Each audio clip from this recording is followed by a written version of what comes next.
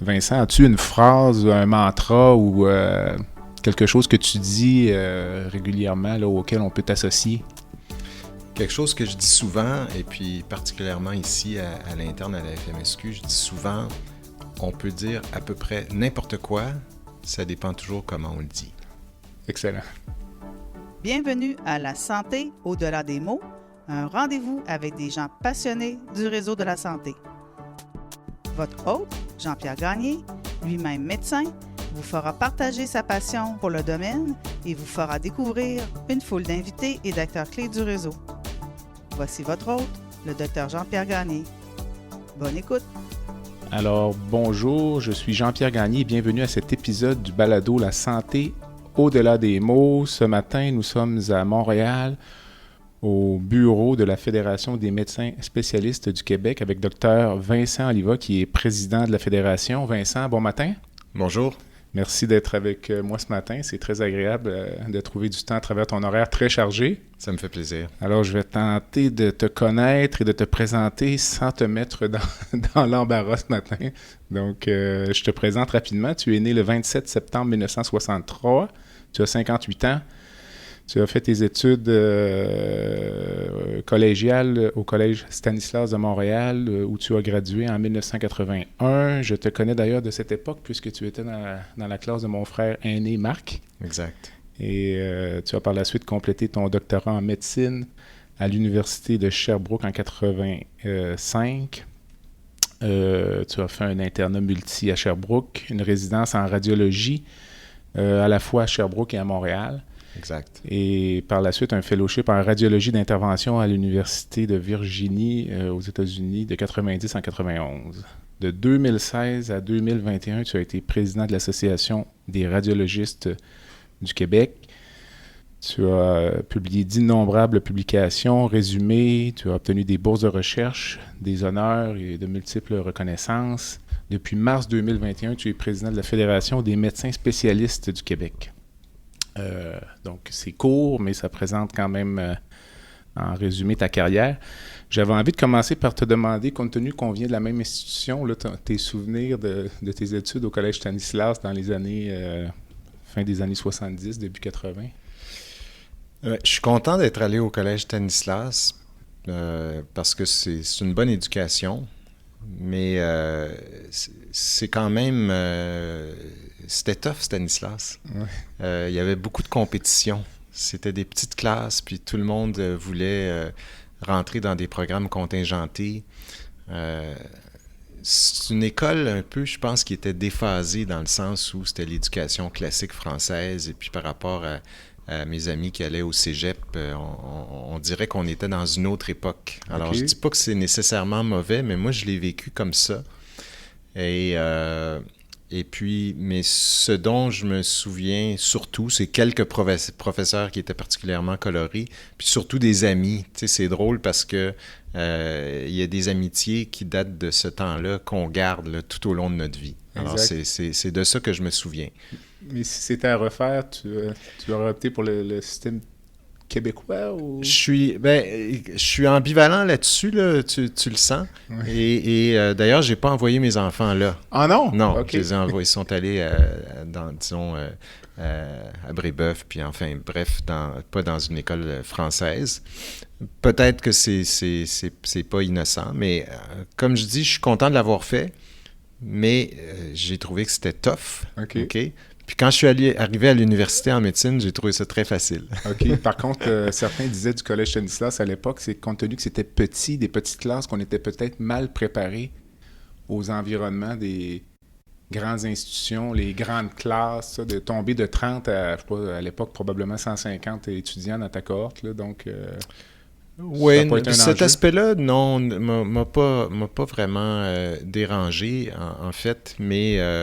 on parlait pas le même langage, tu sais, que les gens du cégep, là, le maths 101, tout ça, on n'avait pas ça, tu sais. C'est vrai. Alors, c'est pour ça que je dis qu'on était un petit peu déphasés, mais c'est une excellente école, et puis je suis content de l'avoir fait parce que ça apportait quand même un courant culturel, tu sais, très, très différent, je pense. Tout à fait. Oui. Qu'est-ce qui t'a amené à choisir la médecine comme discipline universitaire? Ben, premièrement, mes 2 parents étaient médecins. OK. Donc, je pense que ça m'a influencé. Mais ils ont évidemment pas mis de pression. Mes 2 sœurs n'ont pas fait médecine. Je pense que ce qui m'a, premièrement, ouvert un petit peu les yeux à la médecine, c'est que mes parents étaient heureux à faire ça. OK. Donc, je pense que c'est ça qui m'a influencé. OK. Puis, je voyais, parce qu'en lisant le CV, puis là, je me dis, un fellowship en radiologie d'intervention, ça fait quand même 30 ans. Puis là, parce que je comparais avec ma pratique qui était en chirurgie laparoscopique, il y a 30 ans, nous, la laparoscopie, c'était la préhistoire. Là, donc. Mais la radiologie d'intervention, il y a 30 ans, est-ce que c'était aussi préhistorique que la laparoscopie pouvait l'être à l'époque? Ou... Absolument. C'était embryonnaire. Alors, okay. J'avais beaucoup hésité dans mon cours de médecine. En fait, j'étais très attiré par la chirurgie. OK. Et puis, j'ai découvert la radiologie pendant des stages et puis ça m'a plu. Mais donc, le volet interventionnel m'a toujours intéressé puis je me suis dirigé dans ça. Mais c'était effectivement très embryonnaire. Mais pendant ma résidence, je me lançais toujours sur les biopsies, tous les gestes un peu plus invasifs.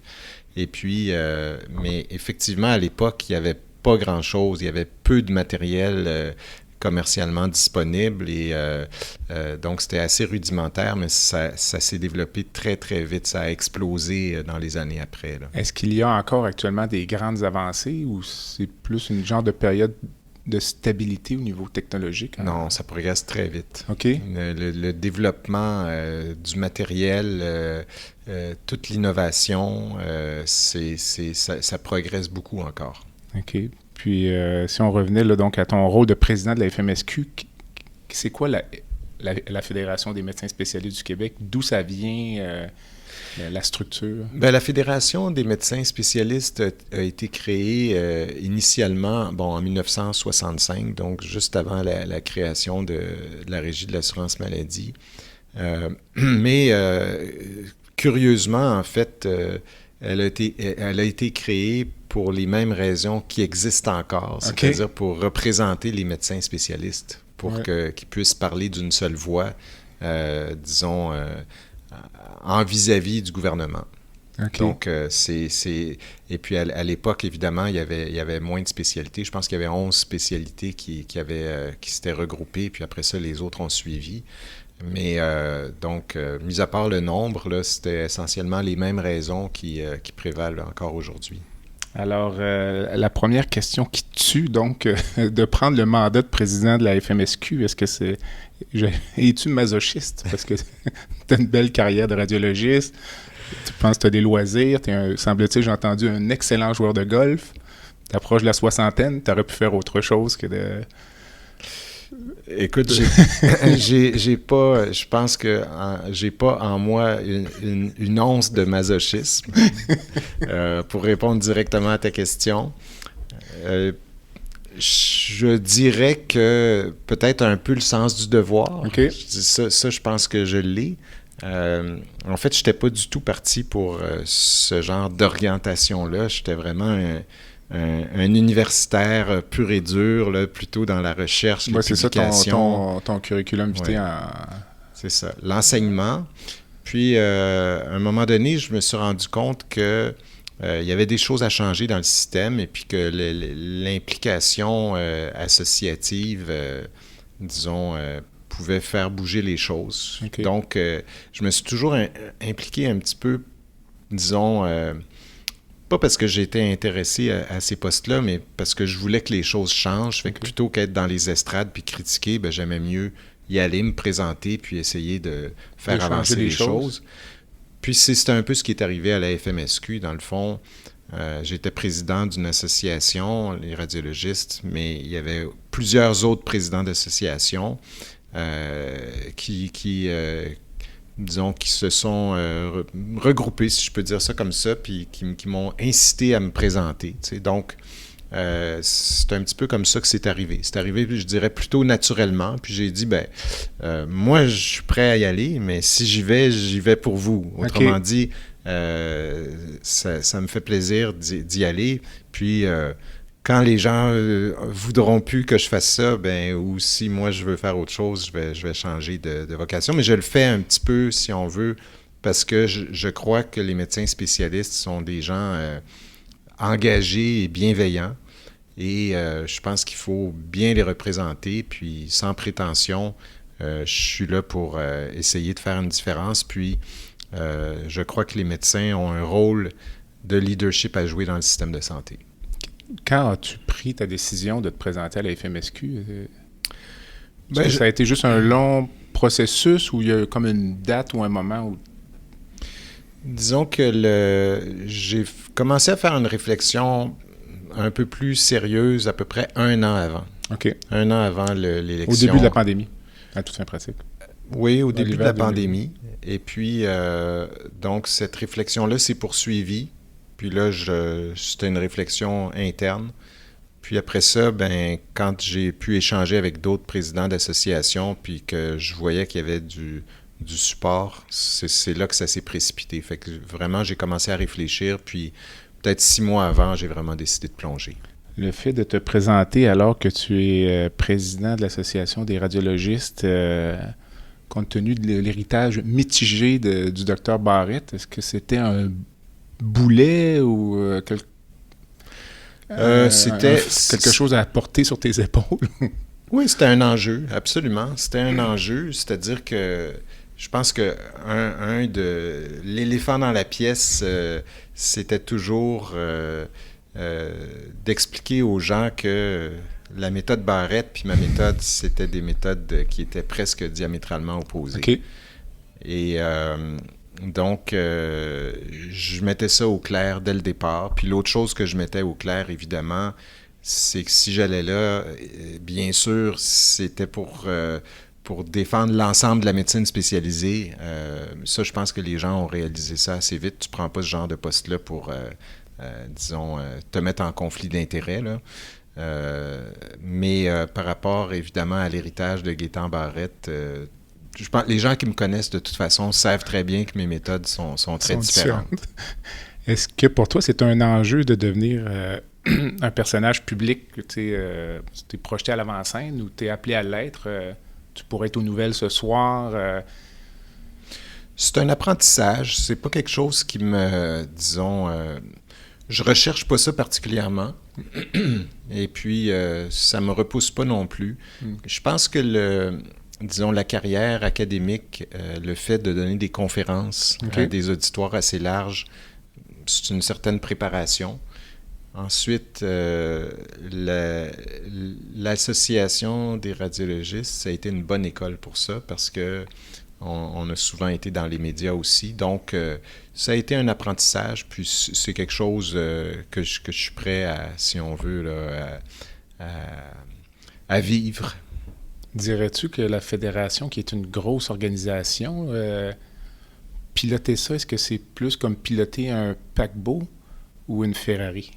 Donc, est-ce qu'on peut changer la direction facilement ou il y a un momentum ou une inertie qui fait que... C'est définitivement plus un paquebot. ça, c'est certain.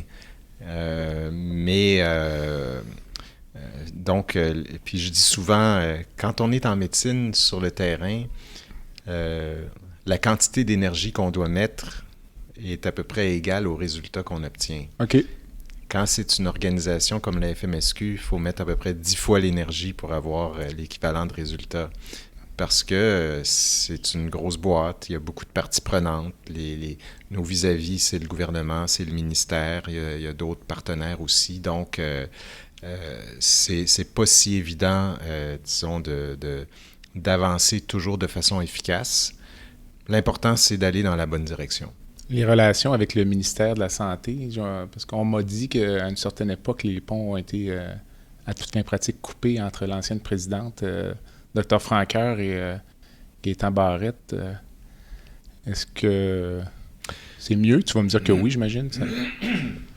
Écoute, Nous, c'est clair que quand la nouvelle administration est arrivée en poste, on a mis ça très clair qu'on voulait que ce soit un mandat d'ouverture, un mandat de main tendue, qu'on voulait mettre le plus possible les tensions derrière nous. Moi, je pense qu'on avance beaucoup mieux dans la collaboration que dans le conflit. Ceci dit, le conflit, des fois, est inévitable, mais on doit être capable de développer des relations de confiance, même avec des adversaires.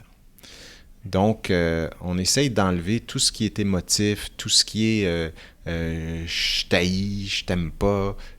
Non, c'est pas ça. C'est qu'on s'entend pas là-dessus, mais il y a beaucoup d'autres points sur lesquels on s'entend, fait qu'il faut pas s'empêcher d'avancer. Puis, quand on se met d'accord pour, disons, ne pas s'entendre sur un sujet, on le laisse de côté et puis on trouve d'autres façons. Mais la discussion a bien meilleur goût. Et puis, un exemple, évidemment, là, tu parlais du ministère, du ministre. Ça, je veux dire, c'est clair qu'on a tendu la main, puis on est très franc avec eux. On leur dit exactement où on veut s'en aller, puis ce qui ne fait pas notre affaire. Et puis avec d'autres partenaires aussi, comme la FMOQ, la Fédération des médecins omnipraticiens, il y avait des tensions entre nos deux fédérations. Puis dès qu'on est arrivé en poste, on a tendu la main, puis on a dit, écoutez, nous, on souhaite tourner la page et puis commencer sur des nouvelles bases et puis avancer avec vous sur les sujets sur lesquels on peut avancer. As-tu eu des entretiens avec le nouveau président, là, Dr Amiotte, ou c'est à venir? Oui, en fait, j'ai eu évidemment beaucoup d'entretiens avec l'ancien président Louis Godin. Dr Amiot était vice-président. Donc, j'ai eu des échanges dans le cadre de ses fonctions. Et là, il vient de rentrer en poste, donc je le laisse respirer. Je sais ce que c'est, prendre un nouveau rôle. Mais oui, c'est prévu. Par contre, avec les discussions qu'on a eues avec l'administration de laquelle il faisait partie, on s'est assuré que cette collaboration allait durer pendant son mandat. Le fait que le nouveau président ait été élu par acclamation, là, sans élection, pour toi, dans un syndicat qui est un gros syndicat, là, la Fédération des médecins omnipraticiens, est-ce que ça témoigne, selon toi, d'un désintérêt de la cause associative dans ce groupe-là, ou de... Honnêtement, j'ai peu d'opinion sur ça, bien honnêtement. Ils ont leur processus, on a le nôtre, puis ils sont différents. Ce que je comprends, c'est que dans leur processus, il faut avoir été, disons, assez longtemps dans les rangs pour accéder, alors que nous, comme tu sais, moi, j'étais pas du tout dans l'administration de la fédération. Donc, c'est un processus très différent. Honnêtement, j'ai peu d'opinion. Je pense qu'il faut respecter les processus de chacun. OK. Le souvenir que j'ai, à moins de me tromper, je n'ai pas le souvenir d'avoir vu des fronts communs FMOQ, FMSQ dans des grands dossiers dans le passé. On a l'impression qu'on a le même, je dirais, adversaire, ou tout au moins le même interlocuteur, qui est le ministère de la Santé et d'autres instances gouvernementales, mais on est souvent en même temps en opposition l'un par rapport à l'autre. Est-ce que peut-être ça nous nuit? Ou... Alors ça a été au cœur de mon discours. Et puis... Je disais souvent que la FMOQ transigeait avec le ministre ou le ministère, puis nous, on faisait la même chose, mais dans le fond, on ne se parlait pas. Alors, on se parlait toujours par intermédiaire, puis quand on se parlait, c'était pour, disons, exprimer des tensions. Alors, moi, j'ai voulu changer ça très rapidement, et, disons, pour être terre à terre, on a travaillé déjà depuis le début de mon mandat avec eux sur plusieurs dossiers. Donc, on a échangé de l'information, on a fait des séances de travail, puis pas juste entre présidents, avec toute l'équipe. On a donc partagé nos positions pour essayer de dégager des consensus sur les sujets qui faisaient l'objet de commissions parlementaires, par exemple l'aide médicale à mourir. Mm-hmm. On a travaillé ensemble sur la télémédecine. Voir où est-ce qu'il s'en allait, où est-ce qu'on s'en allait, puis évidemment, oui, faire front commun, mais pas dans le sens où on veut créer un rapport de force, dans le sens où on veut que ce soit mieux intégré parce qu'évidemment, il y a un continuum pour les patients entre la première ligne puis la médecine spécialisée. Donc, comment est-ce qu'on peut penser que le parcours du patient peut être harmonieux si les deux fédérations ne se parlent pas? Donc, c'est un petit peu comme dans ce sens-là qu'on a travaillé. Puis récemment, évidemment, les omnipraticiens, disons, je dirais simplement, sont un peu sur le grill face à la prise en charge des patients. Et puis, dans ça, nous, je pense qu'on respecte, disons, le processus de négociation entre eux et le gouvernement, mais en même temps, je pense qu'on fait partie quand même de ce débat-là. Et on est ouvert à discuter avec eux pour voir comment on peut améliorer les choses, parce qu'il ne faut jamais oublier qu'au milieu de tout ça, il y a un patient. Exactement. J'aimerais t'entendre sur ta pratique actuelle. Tu pratiques encore la radiologie à temps partiel? Ou... Oui, j'ai gardé un pied en pratique médicale, disons... donc, je travaille encore à peu près une journée par 2 semaines. OK. Puis tu comptes... poursuivre dans cette voie-là? Ou? Oui, je compte poursuivre. Puis, dans le fond, pour plusieurs raisons, mais une des raisons, c'est que j'adore ça. OK. L'autre raison, c'est que quand on a un pied sur le terrain, on apprend toujours des choses. C'est vrai. On arrive à l'hôpital, puis nos collègues nous parlent, puis on a tout de suite le pouls. Le danger dans ces postes-là, c'est d'être déconnecté. Mm-hmm. C'est d'être loin du terrain. Bon, d'ailleurs, on fait une tournée du Québec, là. On se promène dans les hôpitaux. On a commencé par le centre du Québec. Je suis allé lundi à Rimouski, puis bon, on fait une tournée terrain. On va aller à Québec après les fêtes. Mais dans la routine, je pense qu'il faut quand même continuer à mettre les pieds sur le terrain, mettre l'épaule à la roue. Je pense que la perception aussi pour les membres est très différente si leurs représentants ou leurs leaders ne sont plus sur le terrain. Je pense que ça change tout de suite la perception. Pour moi, c'est essentiel de rester. Le fait quand même d'abandonner un grand pan de ta carrière médicale, est-ce que c'est un deuil à faire ou... Oui, c'est un deuil partiel. C'est un deuil qui s'est fait progressivement parce que j'ai pris des fonctions de chef de département, l'association des radiologistes. Donc, déjà, j'étais à temps partiel. Mais le bon côté de ça, c'est que j'ai pas à faire un deuil complet. Ouais, je reste attaché. C'est un genre de sevrage. Oui, c'est un genre de sevrage. C'est un changement d'orientation, mais il y a tellement de défis ici, puis je suis tellement occupé. Puis c'est quand même de la médecine spécialisée qu'on représente que c'est pas un gros deuil, bien honnêtement. As-tu déjà commencé à réfléchir, c'est très tôt en début de mandat, mais à ta vie après la fédération? Parce que les mandats sont souvent assez longs comme président, là. Pas du tout. OK. Pas du tout. En fait, j'ai jamais pensé comme ça. OK. Comme ça, je peux pas être déçu parce que j'ai pas de plan. OK.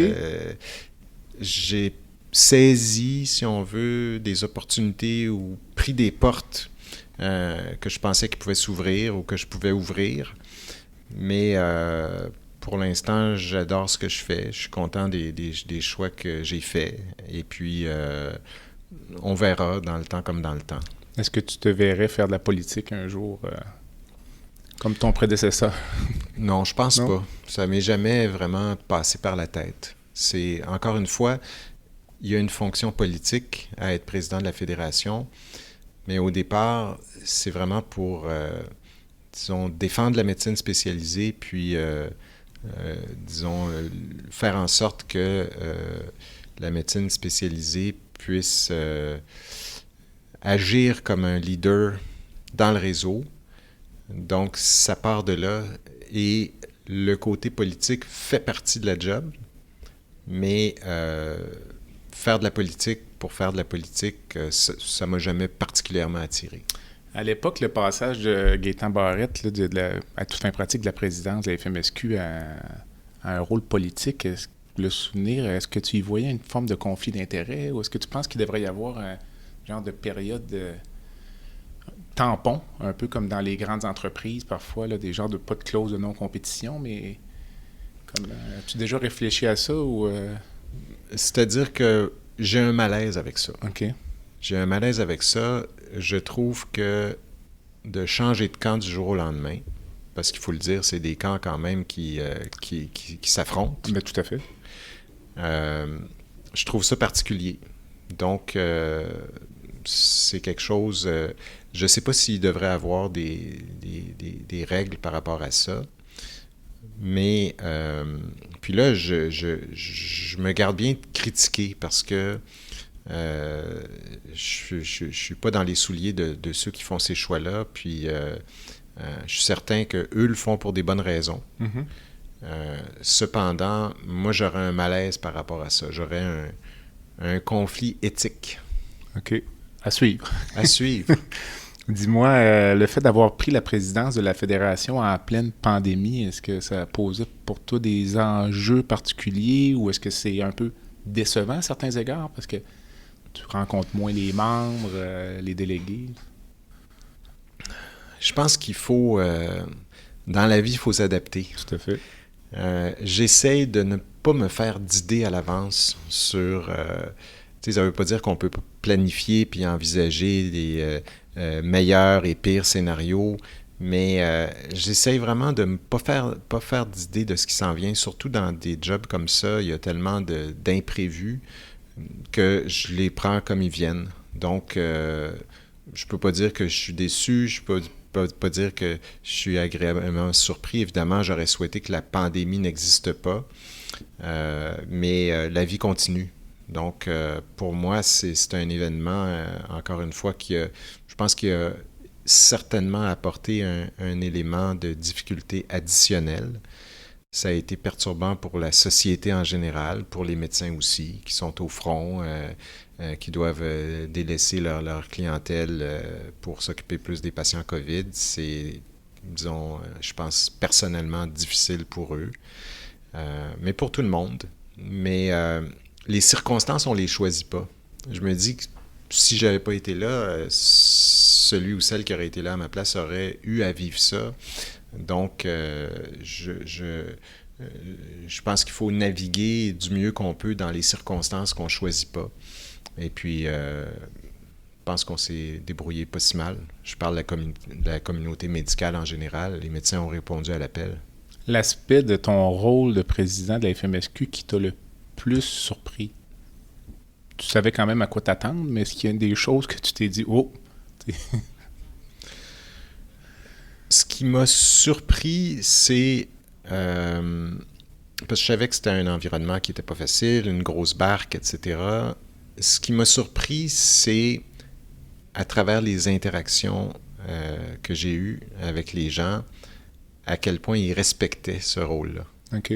Ça m'a un peu surpris. Les gens sont très respectueux. OK. Ah, c'est intéressant. Alors, on prend une courte pause et on revient avec le docteur Vincent Oliva, qui est président de la Fédération des médecins spécialistes du Québec. Le podcast La santé au-delà des mots est une présentation du groupe conseil Beauchamp, Beaulieu, Dessureau, Toupin de la financière Banque nationale Gestion de patrimoine. Comme nous croyons que la santé financière fait partie de la santé globale, nous sommes heureux de nous joindre au Dr Jean-Pierre Gagné pour vous souhaiter une bonne saison de la santé au-delà des mots. Tu veux lancer ton propre podcast, mais tu ne sais pas comment t'y prendre? Pas de problème. Mouton Marketing peut t'accompagner de la conception au lancement. Envoie ton idée de podcast à bonjour@gomouton.com, bonjour@gomouton.com. L'univers du podcast t'attend. Vincent, alors la deuxième question qui tue au cours de l'entrevue, est-ce que les médecins spécialistes sont trop payés? Parce qu'on en parle, ça fait la une, je dirais pas tous les jours, mais certainement plusieurs fois par année, là.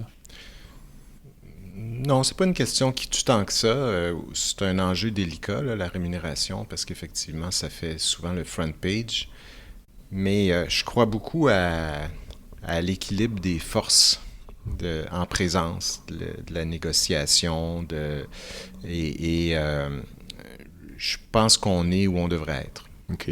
Je crois beaucoup à la valeur des médecins spécialistes. C'est des longues études, je les vois sur le terrain, c'est des gens bienveillants, engagés, qui ne comptent pas leur temps.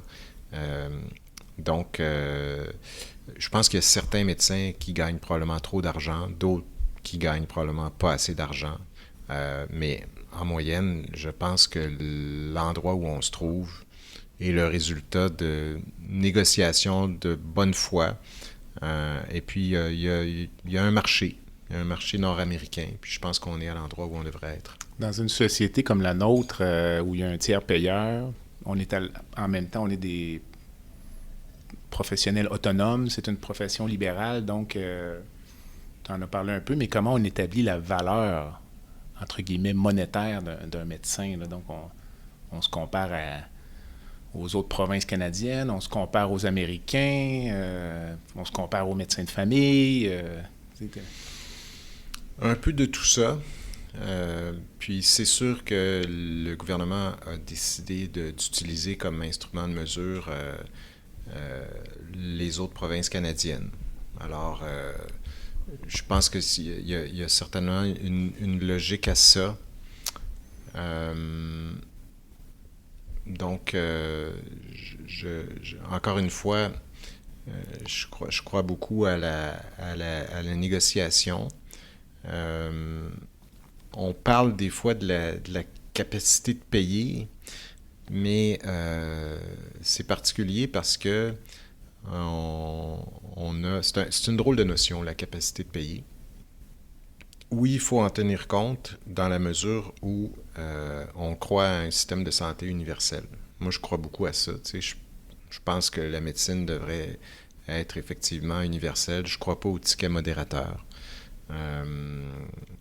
Mais on oublie que la santé a un coût quand même. Tu sais. Elle est universelle, mais elle n'est pas gratuite. Et puis, je crois que l'équilibre qu'on a trouvé au Québec est très bon.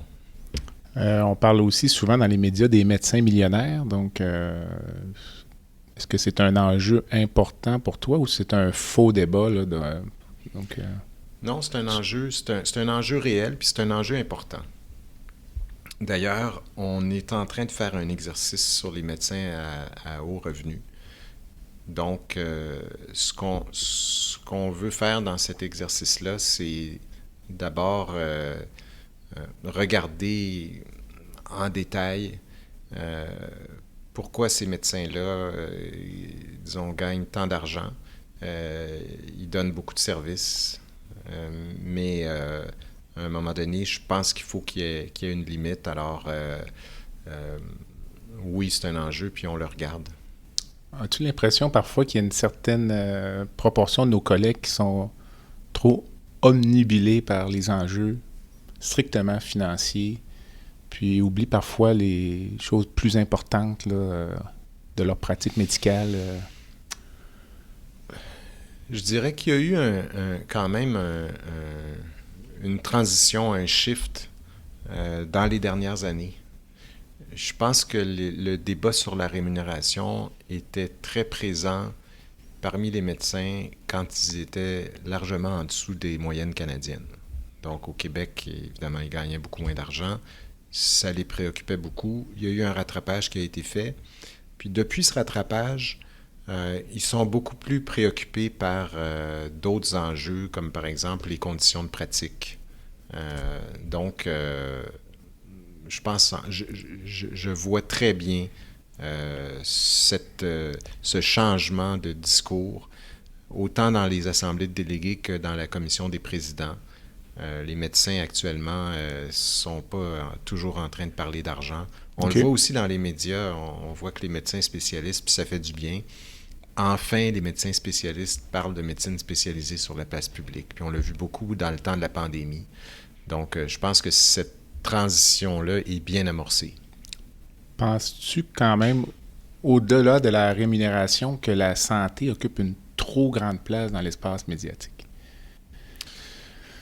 Je ne sais pas si c'est une trop grande place. C'est une grande place, mais d'abord, c'est la moitié du budget de l'État, donc c'est énorme. Puis ensuite, qu'est-ce que les gens souhaitent à Noël? Ils souhaitent de la santé. Donc, c'est très important pour les Québécois, la santé. Je pense qu'on en parle beaucoup, mais je pense qu'on en parle beaucoup parce que c'est important. Est-ce que tu verrais ça n'arrivera pas, je pense, pour les raisons que tu viens de mentionner, là, l'importance du budget, mais est-ce qu'on pourrait imaginer que dépolitiser la santé en faisant une forme de société d'État, donc qui enlèverait les enjeux, là, vraiment? Parce que parfois, j'imagine que tu seras d'accord avec moi, parfois on a l'impression qu'il y a des décisions au niveau de la gestion de la santé qui sont plus politiques que des décisions purement axées sur les besoins, là. Oui, c'est une question à laquelle j'ai déjà réfléchi. Donc, effectivement, premièrement, bon, le gouvernement en place, eux, je vois pas pourquoi ils feraient ça, parce que dans le fond, ça leur enlève une poignée importante. Mais, fait qu'autant, évidemment, ça peut être parfois un outil de promotion, parce que, tu sais, ils font des annonces, etc. Bon, ils s'en servent comme outil de promotion, mais par contre, ils sont imputables aussi. OK. Je pense que de créer un organisme, par exemple, parapublic ou une autre entité qui gère ça, les élus se sentiraient moins imputables. Donc, je pense que ça n'arrivera pas, puis je suis pas sûr que ce serait souhaitable. OK. Avez-vous, au niveau de la fédération, parfois des contacts avec le gouvernement fédéral pour certains enjeux ou aucun contact, tout passe par le provincial? Tout passe par le provincial. Okay. On a très, très peu de contacts. Les contacts qu'on a, c'est des fois des associations qui font des pressions sur le gouvernement fédéral pour qu'il y ait plus d'investissement dans certains aspects de la santé, des équipements médicaux, Okay. des choses comme ça. Mais on n'a pas de contact direct. À tes yeux, quels sont les enjeux principaux liés à la protection de la pratique médicale ou pour les prochaines années, là? Je pense que les enjeux sont bien identifiés. Honnêtement, je veux dire, l'enjeu des conditions de pratique est important. La gestion des fins de carrière, ça aussi, c'est important. Le rôle que les médecins spécialistes peuvent apporter dans le système de santé. Puis un exemple concret, c'est la cogestion. La cogestion entre les médecins puis les administrateurs. Dans certains milieux, ça fonctionne très bien. Puis je pense que dans les milieux où c'est bien implanté, les choses se passent plutôt bien. Puis il y a d'autres milieux où il y a peu de culture de cogestion, puis les médecins sont exclus un peu plus des grandes orientations. Et à mon avis, c'est des milieux qui fonctionnent moins bien. As-tu l'impression qu'il y a certains enjeux liés aux négociations avec le gouvernement qui auraient pu être mis de côté durant la pandémie, peut-être pour en discuter plus tard, ou que c'est correct de continuer à faire à avancer des dossiers associatifs ou autres, là, sans rentrer dans les détails, mais l'Institut sur la pertinence des actes médicaux, par exemple, là. Est-ce qu'on aurait pu dire, regardez, moratoire, on reverra ça là, après la pandémie? Ça, c'est une excellente question. Moi, j'aurais souhaité que ce dossier-là se mette sur pause pendant la pandémie, c'est clair, parce que on était en délestage, c'est une crise sans précédent. D'ailleurs, en Ontario, c'est ce qu'ils ont fait. Ils ont mis ça sur pause, et puis là, on avait des livrables, si on veut, alors que le système était complètement désorganisé, puis le ministère n'avait pas le temps de mettre en place des mesures structurantes pour améliorer la pertinence de la pratique médicale. Bon, le gouvernement a décidé de faire autrement. On a dû continuer à avancer dans ce dossier-là, mais je le répète, j'aurais souhaité que ça soit mis sur pause. Au long cours, selon toi, la ou les plus grandes menaces à l'intégrité de la pratique des médecins spécialistes? Ben, c'est l'autonomie professionnelle. OK. Penses-tu que les membres sont parfois plus enclins à faire des compromis sur leur autonomie professionnelle pour préserver certains acquis monétaires? C'est difficile à dire. Je pense qu'il y a un peu de tout. Il y a des médecins où c'est le contraire. Ils seraient prêts à faire plus de compromis monétaires pour garder leur autonomie professionnelle. Okay. Mais je pense qu'on a un équilibre. OK.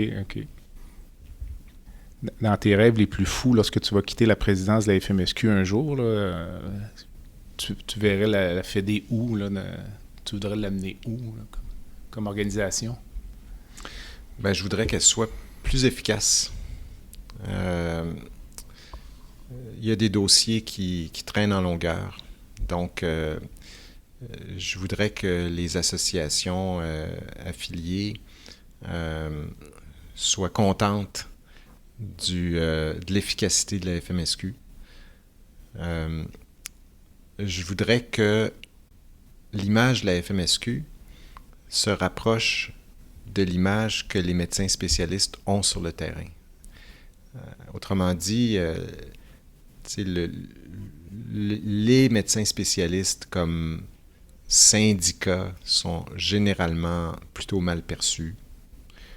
Mais quand on demande aux gens « Est-ce que vous aimez votre médecin spécialiste à vous? » Ils disent « On l'adore. » Donc, c'est cette espèce de déconnexion entre l'image des médecins spécialistes puis l'image de mon médecin spécialiste. C'est ça que j'aimerais qu'on puisse reconnecter. Comment on fait ça? Ben, en étant transparent, en disant les choses comme elles sont. Évidemment, je pense qu'il faut savoir comment présenter les choses, mais en laissant de la place aux médecins spécialistes pour qu'ils s'expriment. Puis, encore une fois, moi, c'est une orientation que j'ai prise. Au lieu que le monopole de la parole publique appartienne au président de la FMSQ, il y a plusieurs médecins sur le terrain, plusieurs présidents d'associations qui sortent dans les médias puis qui parlent des vrais enjeux, qui parlent de la médecine spécialisée. Donc, autrement dit, de laisser de la place au terrain de s'exprimer. Si tu n'étais pas médecin, aujourd'hui, tu te verrais faire quoi? Ou... Ça, c'est une excellente question. Pas une question à laquelle j'ai réfléchi beaucoup. Disons, ce qui est un peu frustrant parfois, c'est la lourdeur de l'administration publique. Donc, je pense que je serais curieux de voir dans le privé, peut-être en entreprise privée. Je serais peut-être entrepreneur dans le privé. J'ai l'impression que ça bouge plus rapidement. J'ai l'impression qu'on peut faire des choses. Tu sais, les entrepreneurs ont l'oreille du gouvernement parce qu'ils emploient des gens. Donc, je pense que les choses bougent plus vite. Alors, j'aurais peut-être été curieux de ce côté-là. Tu parles d'entreprise privée, puis tu mentionnais en début d'entrevue ton attachement pour le système public de santé. La pandémie a mis à l'avant-scène la médecine privée, là, avec les ententes avec les centres médicaux spécialisés. Ta vision de ça, ça ouvre la porte au privé. C'est une porte qui probablement ne se refermera pas facilement. Là, Oui, bien, je disais que je croyais au système public, là, puis là, plutôt, je parlais du privé, mais pas nécessairement en santé. Donc, je pense que, disons, encore une fois, on a un beau réseau de la santé. Le problème, c'est l'accès. Il faut améliorer l'accès, mais la qualité de la médecine est excellente. Puis, tu sais, je pense que tu le sais, disons, les innovations, tout ce qui est cutting edge, tout ce qui est, disons, un peu plus pointu, ça se passe dans notre réseau public. Tu sais, puis je l'ai vu dans ma spécialité, là, j'ai eu du fun à évoluer dans cette spécialité-là, puis à faire des choses vraiment à la pointe. Donc, ça se passe dans le réseau public. Le privé, pour moi, en santé, c'est une soupape. Ça traduit tout simplement le fait que notre système public n'ait pas assez de capacité. Puis c'est sur ça qu'il faut travailler. Donc, moi, ce que je pense, c'est que si on améliore notre réseau public, on le rend plus compétent, plus efficace, bien, le privé va s'ajuster puis va peut-être prendre moins de place. Je pense que ce serait une erreur de fermer le privé parce que, dans le fond, il répond à un besoin qui est, disons, qui est une collatérale du fait que le réseau public n'offre pas assez d'accès. Mais c'est sur ça qu'il faut travailler, sur le réseau public. Tu dis que la médecine privé peut être une soupape, mais il y a peut-être une crainte que ça devienne aussi un genre de vacuum, là, qu'on voit certaines spécialités délester le réseau public pour s'installer en pratique privée. Là. Il y a certaines spécialités qui, entre guillemets, je dirais, se prêtent bien à ça. Par exemple, la chirurgie plastique, pour en nommer une, mais il y en a d'autres. Puis on peut se retrouver avec des pénuries. Là. Comme président de fédération, donc, qui est un chef de syndicat, mais comme quelqu'un qui a à cœur l'accès aux soins, c'est un équilibre qui est fragile. Absolument. Puis c'est très glissant, puis il faut faire attention parce qu'il y a des enjeux de drainage de ressources.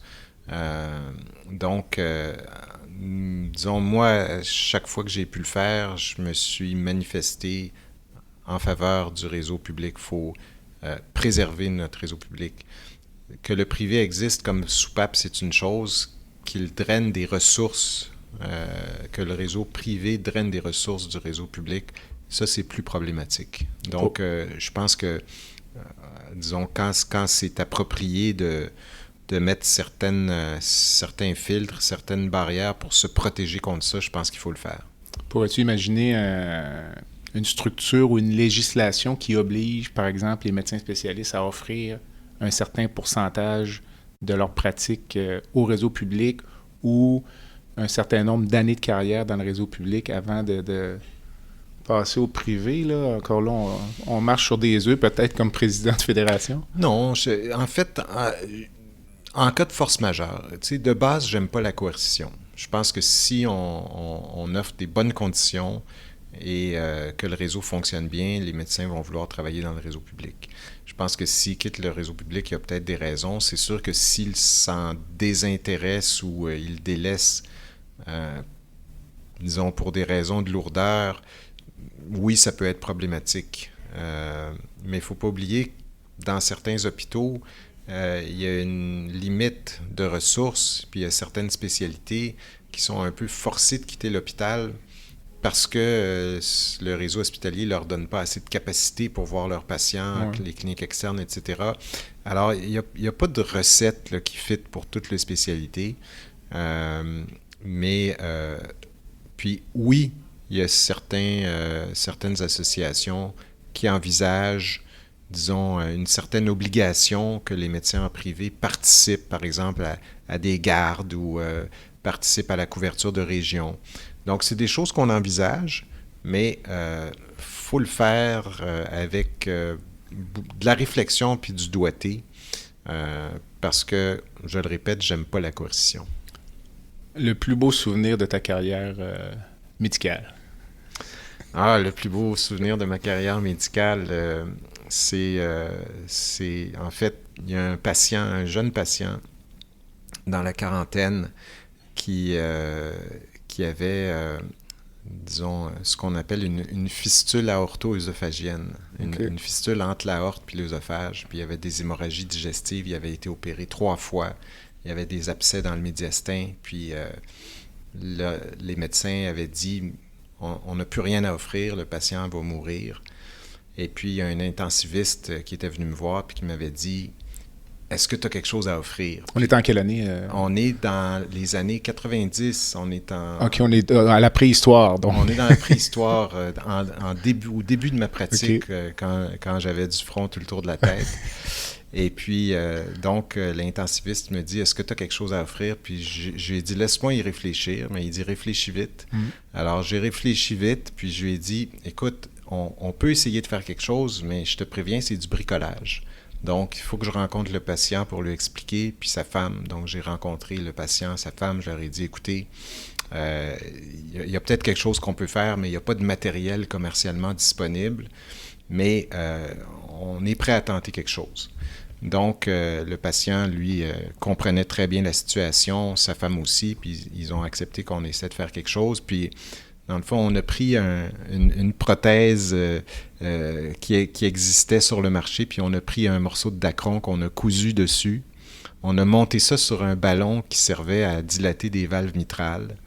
Puis on a enroulé ça de fil pour que ça passe dans un trou qu'on a fait dans l'artère. Dans l'artère fémorale? Dans l'artère fémorale.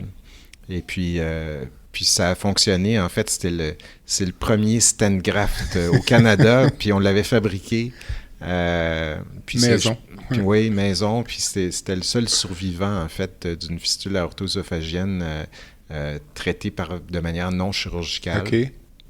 Donc, on l'a publié aussi, mais surtout, c'était un beau moment parce que ça a nécessité, disons que plusieurs équipes se coordonnent. Il y avait l'intensiviste, le cardiologue qui était dans ça, les chirurgiens, il y avait beaucoup de monde impliqué.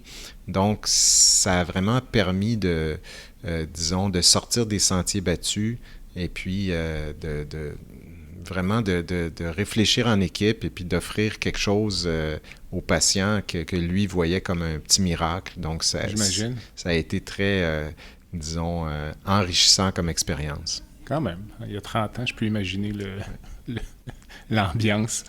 En quelques mots, là, la santé pour toi, c'est quoi la définition, être en santé?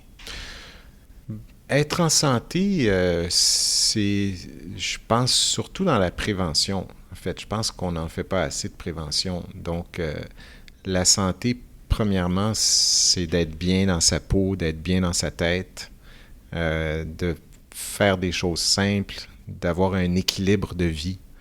C'est ça, la santé.